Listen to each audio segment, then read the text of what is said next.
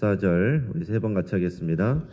지극히 높은 곳에서는 하나님께 영광이요 땅에서는 하나님이 기뻐하신 사람들 중에 평화로다 하니라.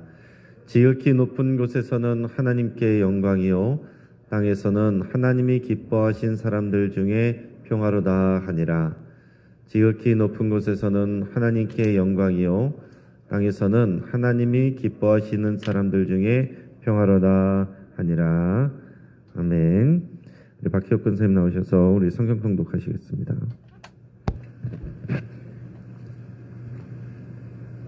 대림절 특별 새벽기도의 첫날 우리에게 주신 하나님의 말씀은 요한복음 20장 26절에서 29절 말씀입니다. 자, 오늘 본문을 통해서 예수님은 누구신가 하는 제목으로 우리 말씀의 은혜를 같이 나누겠습니다. 이번 우리 대림절 특별 새벽기도 기간 동안에 우리 예수 그리스도에 대해서 예수 가장 귀한 그 이름, 그 귀한 그 이름에 우리가 좀 집중하면서 예수님에 대해서 우리 같이 묵상하는 시간을 갖도록 하겠습니다. 마크 트웨인의 유명한 장편 소설 왕자와 거지, 이 작품을 여러분들께서 다 아실 겁니다.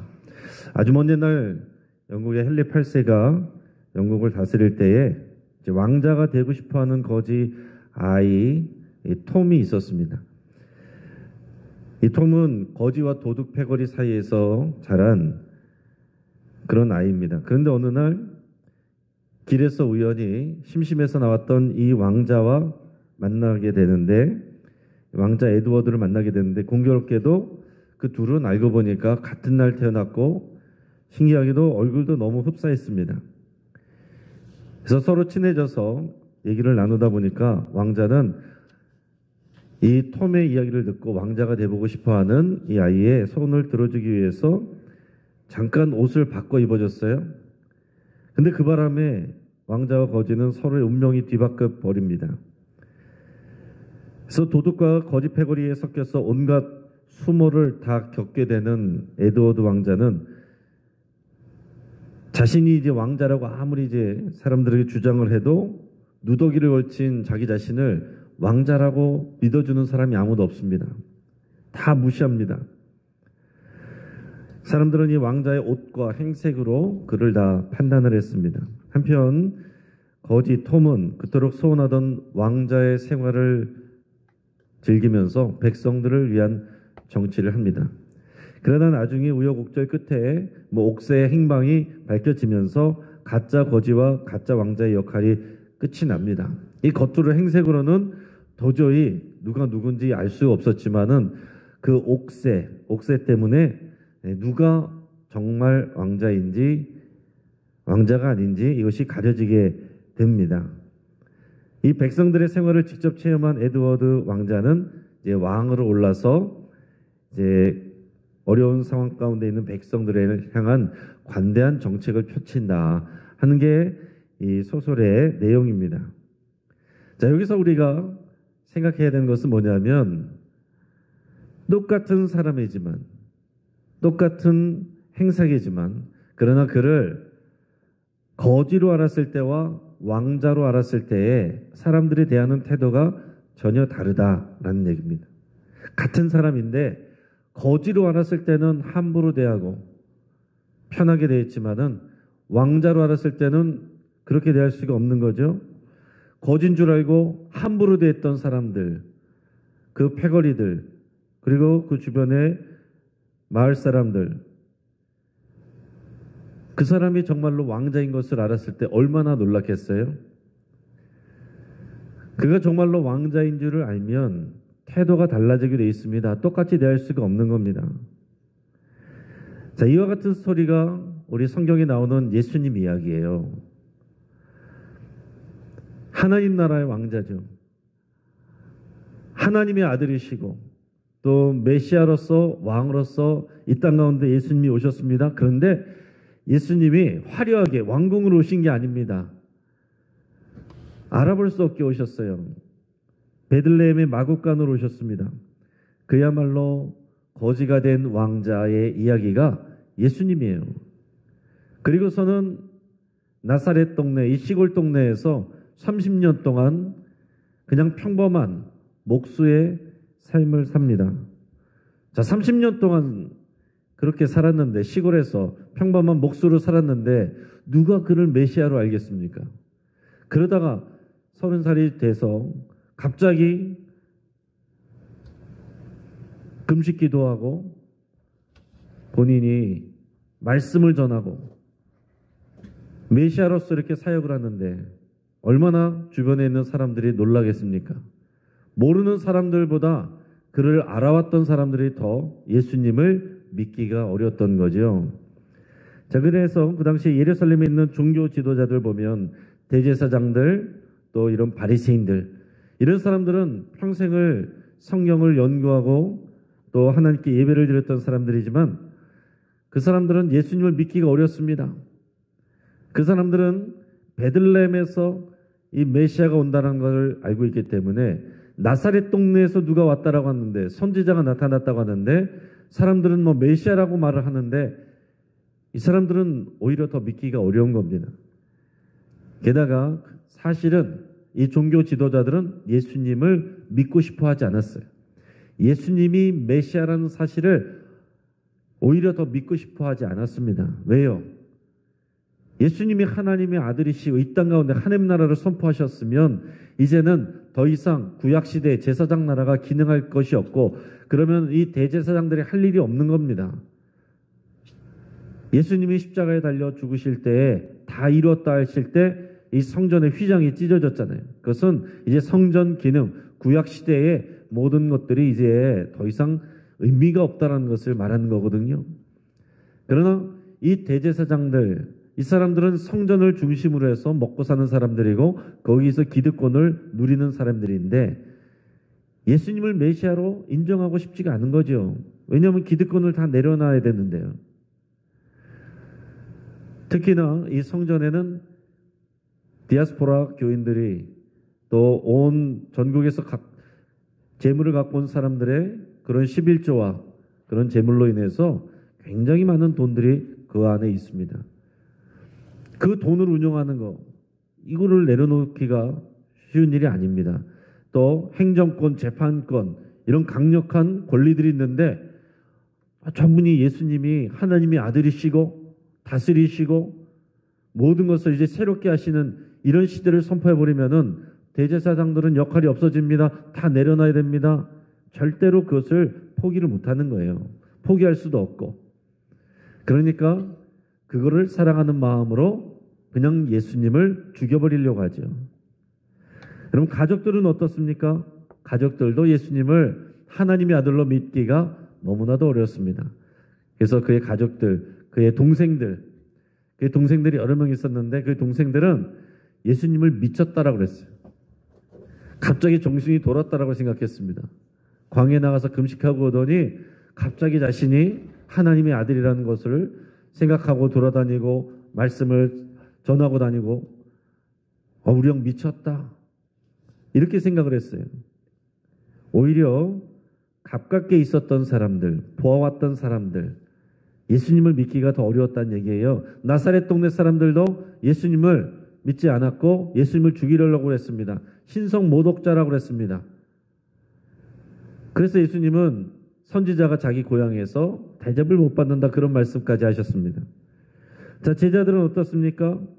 제자들은 예수님의 비범함을 알아봤습니다. 그래서 예수님께서 자기들을 제자로 부르실 때에 배와 그물을 버려두고 자기들의 직업도 버려두고 예수님을 따라다녔어요. 누구보다도 예수님에 대해서 더 관심을 갖고 예수님을 따르는 사람들이었습니다. 그러나 예수님이 부활하시기 전까지, 부활하신 예수님을 만나기 전까지 그들은 예수님을 알았지만, 누구보다도 다른 사람들보다도 예수님을 잘 알았지만 온전히 알지는 못했습니다. 예수님을 충분히 이해하지 못했습니다. 예수님이 대단한 선지자다, 또 메시아일 수 있다, 그러면 그렇게 생각했지만 이 유대 왕국의 왕이 될 것이다, 이렇게 생각을 했습니다. 그러다가 십자가 달려 죽으신 것을 이해하지 못하고 끝났다, 모든 것은 끝났다, 모든 것은 실패로 돌아갔다, 이렇게 생각하고 두려워서 숨어 지내던 사람들이 제자들이에요. 심지어 베드로는 어땠습니까? 그는 예수님을 향한 믿음의 고백, 신앙 고백을 했던, 최초로 했던 그런 위대한 제자였지만은, 그러나 예수님께서 십자가 고난을 얘기하시고 죽음을 얘기하셨을 때 그러지 말라고 극구 만류하다가 예수님께 혼났던 그런 일도 있어요.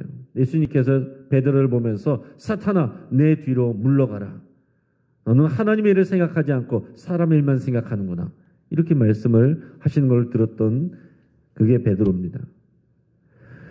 자, 예수님을 올바르게 안다는 게 참 쉽지 않다는 것입니다. 우리는 후대에 이 복음을 일어난 일들을 다 들었기 때문에, 그러고서 예수님을 믿었기 때문에 예수님을 믿는 것이 자연스러운 것 같지만, 그러나 그 당시에 오히려 예수님 주변에 있던 사람들은 예수님을 믿기가 더 어려웠다는 얘기죠.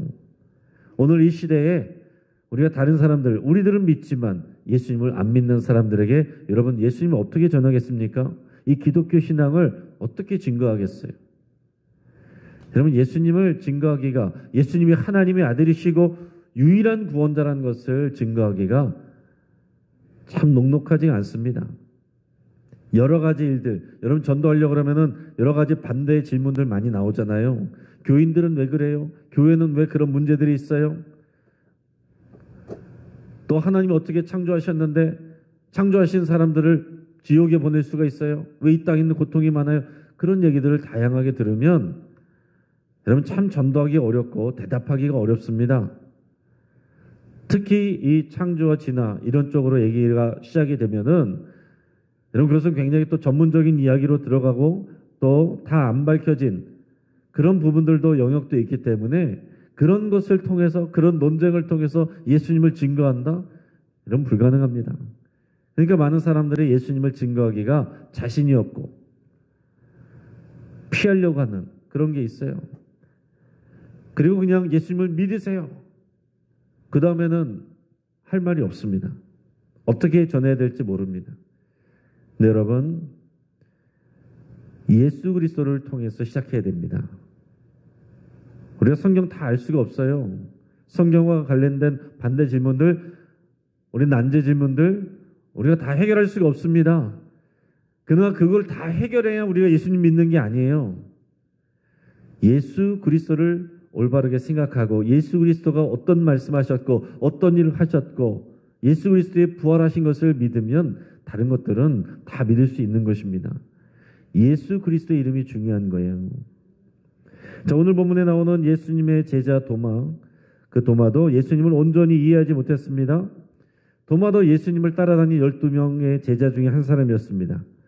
예수님에 대한 분명한 어떤 소망이 있고 확신이 있으니까 따라다녔죠. 대단한 것입니다. 예수님을 따라다니는 제자가 되었다는 거 대단한 일이에요.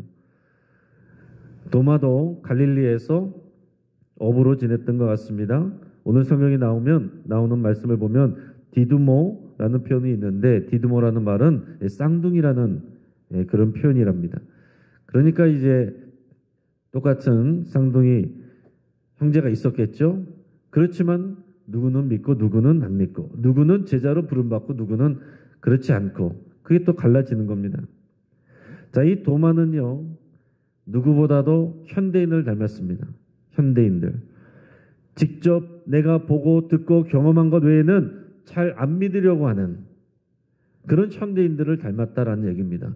그래서 이런 도마가 예수님을 믿게 되는 이 사건이 우리가 예수님을 오히려 이 시대에 현대인들에게 전하기가 더 적합하다라는 얘기예요. 도마는 의심이 많은 제자로 알려졌습니다. 오늘 부활하신 예수님에 대한 이 기사 때문에 그런 거예요. 그렇지만 여러분 생각해 보면 덮어놓고 믿는 게 좋은 건 아닙니다. 그렇잖아요. 덮어놓고 맹목적으로 따져보지도 않고 묻지도 따지지도 않고 믿는다? 그게 과연 좋은 것입니까? 지금 이단 사이비에 가 있는 사람들 그냥 무조건 믿는 거예요. 여러분 성경 말씀 조금 앞뒤로만 읽으면 그 말씀이 맞는 게 아닌데 그냥 본인들이 들은 것만 믿습니다. 다른 성경 번역본도 보지 않습니다. 자신들이 본 것만 들은 것만 믿어요. 덮어놓고 믿습니다. 얼마나 위험한 일인지 몰라요. 여러분 성경은 덮어놓고 믿는 말씀이 아닙니다. 성경을 피고서 주의 말씀을 생각하고 관찰하고 여러분 점검하고 그렇게 믿어야 되는 거예요. 그래서 오늘날 이 도마가 만난 예수 그리스도를 전하는 것이 우리에게 더 유익이 있다라는 얘기입니다. 자, 예수님이 부활하시고 나서 오늘 요한복음을 통해서 보면 제일 먼저 마리아를 만나셨고 그리고 그날 저녁에 제자들이 모여있는 곳에 나타나셔서 제자들을 또 만나셨습니다. 제자들에게 예수님이 나타나셔가지고 못 박힌 손과 또 옆구리를 보여주셨습니다. 제자들이 그것을 확인하고서 예수님이 정말 부활하셨구나 정말 기뻐했어요. 그런데 하필 그날 도마가 그 자리에 없었어요. 어디 갔는지 모릅니다. 뭐 물건을 사러 갔는지 잠깐 친구를 만나러 갔는지 알 수가 없어요. 하필이면 그 자리에 도마가 없었습니다. 그리고 예수님이 다시 사라지고 나서 제자들이 도마에게 예수님이 나타났다. 예수님이 정말 부활했어. 그런데 도마가 믿지를 않습니다. 오늘 본문의 25절 말씀 같이 한번 읽어보겠습니다. 다른 제자들이 그에게 이르되 우리가 주를 보았노라 하니 도마가 이르되 내가 그의 손에 못자국을 보며 내 손가락을 그 못자국에 넣으며 내 손을 그 옆구리에 넣어 보지 않고는 믿지 아니하겠노라 하니라. 아멘. 자, 예수님이 이 손의 못자국을 내가 직접 봐야지. 내가 그 못자국 난 그 손, 그 옆구리, 창자국 난 옆구리에 내가 내 손가락을 집어넣어 봐야만 내가 믿겠다. 도마가 이렇게 얘기를 합니다. 그러고 나서 8일이 지났습니다. 오늘 본문에 보면 8회가 지나서 8일이 지난 어느 날 똑같이 제자들이 모여 있는데 오늘 성경에 보면 분명히 문들이 닫혀 있었다라고 그랬습니다. 26절에 보면 문들이 닫혀 있었어요. 그런데 갑자기 예수님께서 나타나셨습니다. 자, 여기서 통해서 우리가 생각해야 되는 것은 예수님이 분명히 몸으로 부활하셨지만 일반적인 몸의 상태하고는 뭔가 다르다라는 것을 우리가 생각을 할 수 있습니다. 분명히 몸으로 부활하셨지만 문들이 닫혀 있는데 갑자기 나타나셨고 또 호련히 사라지십니다. 뭔가는 우리들의 지금 뭔가는 다른 새로운 몸이다라는 것을 우리가 생각할 수가 있어요. 그러고서 예수님께서 제자들에게 인사하셨습니다. 너희에게 평강이 있을지어다. 그리고는 바로 도마를 보시고 말씀하십니다. 도마에게 바로 얘기를 하세요. 내 손가락을 이리 내밀어서 내 손을 봐라. 내 손을 내밀어서 내 옆구리에 넣어봐라. 그래야 믿음 없는 자가 되지 말고 믿는 자가 되라. 그렇게 말씀하셨습니다. 자, 지금 무슨 얘기예요? 예수님이 이 자리에 안 계셨는데 8일 전에 도마가 했던 말을 예수님이 다 알고 계셨다는 거예요. 오시자마자 도마에게 바로 그 일을 말씀하셨습니다. 확인시켜 주셨습니다. 그러고 나서 이 도마가 드디어 예수님이 정말로 하나님의 아들이시고 메시아시라는 것, 부활하셨다는 것을 다 믿게 됐어요. 그래서 그 자리에서 자신의 신앙 고백을 합니다. 오늘 본문 28절 같이 읽겠습니다. 자, 시작.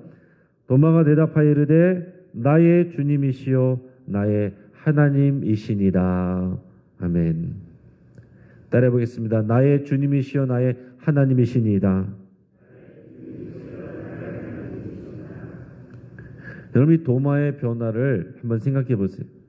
어떤 변화냐? 예수님을 이해하는 변화. 대략 세 단계로 생각을 해보면 도마가 먼저는 예수님에 대해서 잘 모르지만 좋은 소식, 여러 가지 예수님에 대한 얘기들을 들으면서 호감을 갖는 단계가 있었겠죠. 그러나 그때는 믿는 건 아닙니다. 예수님에 대해서 좋은 마음을 갖는 정도였어요. 그래서 부름을 받았습니다. 그리고 제자로서 따라다녀요. 예수님에 대한 이해가 훨씬 깊어졌습니다. 예수님이 하시는 말씀을 듣고 예수님이 하시는 기적을 보았습니다. 예수님을 따라다니면서 배웁니다. 그러나 오늘 본문에서처럼 예수님의 말씀, 부활에 대한 말씀도 분명하게 말씀하셨음에도 불구하고 믿지 못했어요. 예수님을 믿고 배우고 따라가지만 온전히 이해하지는 못했다는 얘기입니다. 그러나 부활하신 예수님을 만나고 직접 보고 나서는 이제는 정말로 예수님이 하나님의 아들이시고 메시아시고 더 나아가서 내가 평생 헌신할 주님이라고 이해하고 고백하게 되었다라는 거예요. 자, 예수님을 대하는 이 도마의 태도가 예수님을 이해하는 정도와 비례하는 것입니다. 뒤집어서 말하면 예수님을 어떻게 대하는가, 그 태도가 예수님을 어떻게 이해하고 있는지를 그대로 보여준다라고 할 수 있다는 얘기입니다. 자, 부활하신 예수님을 만났을 때 이 도마가 예수님에 대해서 뭘 알았겠어요? 우리가 얼핏 생각을 해도 예수님은 먼저 모든 것을 알고 계신 분이에요. 8일 전에 예수님이 없을 때 했던 말을 예수님이 다 알고 계셨습니다. 그래서 오자마자 다른 사람이 아니라 오직 도마에게 말씀을 하셨습니다. 예수님은 모든 것을 알고 계시는 분이구나. 이걸 알게 됐어요. 그리고 예수님이 정말로 부활하신 부활의 첫 열매가 되셨구나. 이걸 알았습니다. 예수님의 못자국 난 손을 보고 허리에 창자국을 만져보고서 예수님이 정말로 부활하셨구나. 정말로 그 육신으로 부활하셨구나. 이걸 믿었단 얘기예요. 여러분, 이게 굉장히 중요한 것입니다. 의심 많은 현대인과 같은 도마가 부활하신 예수님의 몸을 직접 만져보고 예수님의 부활을 믿었다라는 얘기예요. 그리고 세 번째, 부활을 믿을 수 있으니까 어떻게 됩니까? 부활은 모든 것의 증거가 되는 것입니다. 그동안 예수님이 하셨던 말씀의 증거가 되는 거예요. 예수님은 나와 아버지는 하나이니라. 이렇게 말씀하셨습니다. 무슨 얘기입니까? 예수님은 그냥 인간이 아니라 하나님과 동격인 하나님의 아들이시다. 신적인 존재다라는 것을 말하는 것입니다. 자, 예수님이 하나님의 아들이라는 것, 메시아라는 것을 어떻게 믿습니까? 어떻게 증거합니까? 예수님의 부활로 증거할 수 있는 겁니다. 예수님의 부활을 믿으면 다른 것들을 다 믿을 수 있는 거예요. 창조론, 진화론 우리가 설명하지 못해도 상관없어요. 예수님의 부활을 알면 되는 겁니다. 성경 말씀이 어느 정도는 누구는 여러 가지 설이 있고 신학적인 이론이 있고 다 몰라도 괜찮아요. 예수님이 그 말씀을 인용했고 그 말씀을 믿었으면 우리는 그 예수님을 믿으면 되는 겁니다. 그 성경에 있는 말씀 다 몰라도 예수님을 알면 된다는 거예요. 예수님에 대해서 막연히 아는 것이 아니라 뭘 알아야 돼요? 예수님의 부활을 알면 되는 거예요. 예수님의 부활을 믿을 수 있으면 예수님이 하나님이시고 메시아시고 우리의 구원자라는 것을 믿을 수가 있는 것입니다. 자, 도마가 중요한 게 뭐냐면 도마는 의심 많은 사람이었기 때문에 현대인들과 비슷하기 때문에 이 도마가 직접 예수님을 만져보고 그의 이해가 바뀌고 그의 삶이 바뀌었다는 것은 오늘 이 시대에도 이 현대인들이 부활하신 예수님을 믿을 수 있는 증거가 된다라는 얘기입니다. 도마가요, 예수님에 대한 이해가 바뀌니까 그의 삶이 바뀌었습니다. 예수님을 대하는 태도가 바뀌고 사람들을 대하는 태도가 바뀌고 이 삶을 대하는 태도가 바뀝니다. 그냥 예수님을 좋아하는 정도, 가끔씩 만나는 정도가 아니에요. 나의 주, 나의 하나님. My Lord, my God. 이것을 정말로 고백하게 되면 그냥 예전처럼 예수님 안녕히 계세요. 다음에 또 만나요. 이럴 수가 없는 거예요. 그전에도 제자로 따라다녔지만 이제 그의 삶은 더 다른 단계로 올라가는 겁니다. 그의 삶을, 평생을 예수님께 드리는 거예요. 이게 정말 예수님을 올바르게 알았을 때에 나타나는 삶의 태도입니다. 그냥 교회 다니는 게 아니에요. 내 삶을 주님께 헌신하게 되는 것입니다. 그래서 도마는 후에 인도에서 선교하다가 순교했다고 알려집니다. 자, 인도는 아시아 지역이죠. 그래서 이 사도 바울이 서구 유럽을 선교한 사람이라고 한다면, 사도였다고 한다면 도마는 아시아 지역을 최초로 선교한 그런 사람이 됐습니다.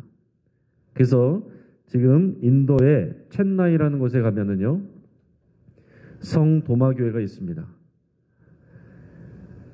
이 교회에는 도마의 손가락과 발가락에 그 뼈에 유물이 있다고 이렇게 알려져 있어요.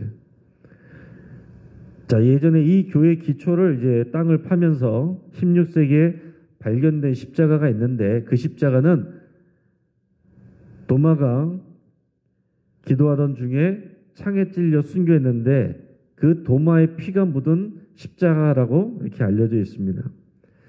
그 십자가는 도마의 피를 얼룩졌는데, 거기에 그 교회에 나와 있는 기록에 의하면 1558년부터 1704년까지 매년 12월 18일에 피를 흘리고 냈다는, 이 십자가가 피를 흘리고 냈다는 그런 기록이 있어요.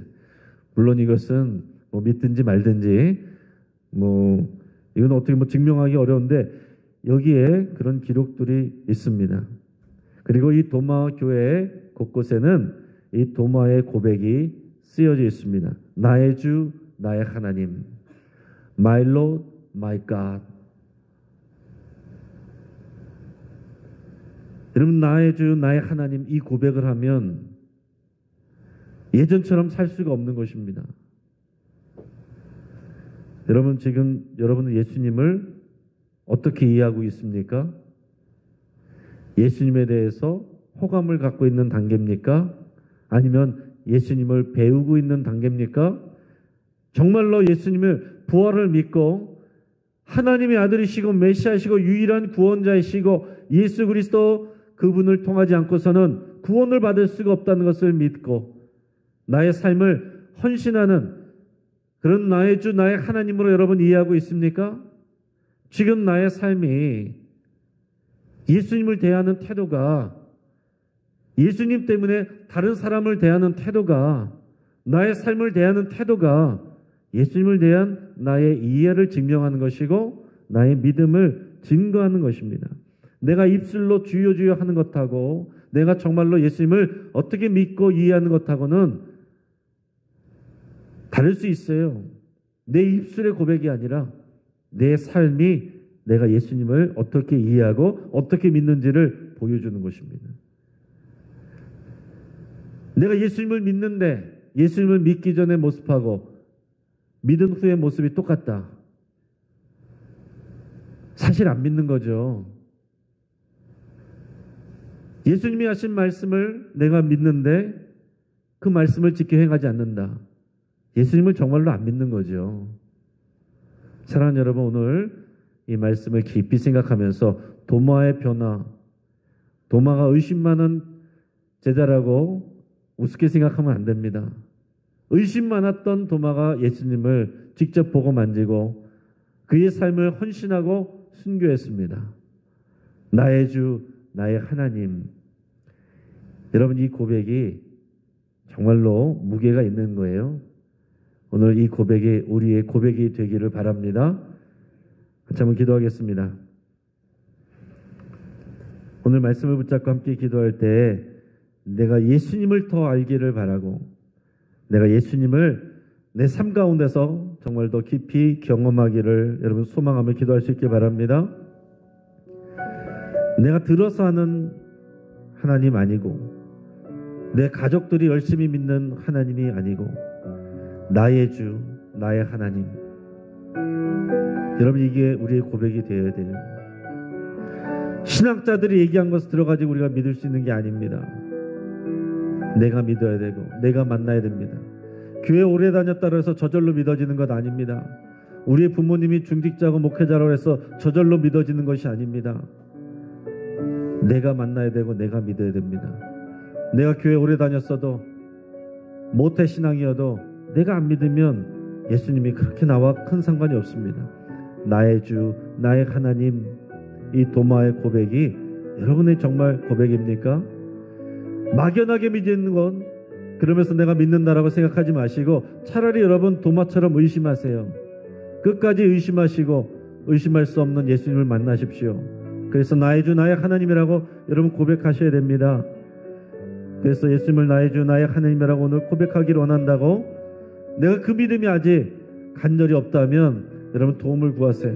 예수님을 만나기 원합니다. 예수님의 못 박힌 그 손과 창자국을 내가 보기를 원하고 내가 그렇게 해서라도 예수님을 만나기 원합니다. 여러분 그렇게 간절히 기도하시기 바랍니다. 믿는 척하지 마시고 정말로 예수님 만나고 정말로 내가 예수님을 믿기를 원합니다. 그렇게 여러분 고백하시고 내가 교회 생활에 익숙해진 것을 내 믿음이라고 착각하는 거 내려놓으시고 나의 삶을 정말로 예수님께 헌신할 수 있는 내 분명한 믿음을 부어달라고 나의 주 나의 하나님 이곳이 나의 고백되기를 간절히 원하면서 이 시간 함께 합심해서 주여 한번 부르실까 합심해서 기도하겠습니다.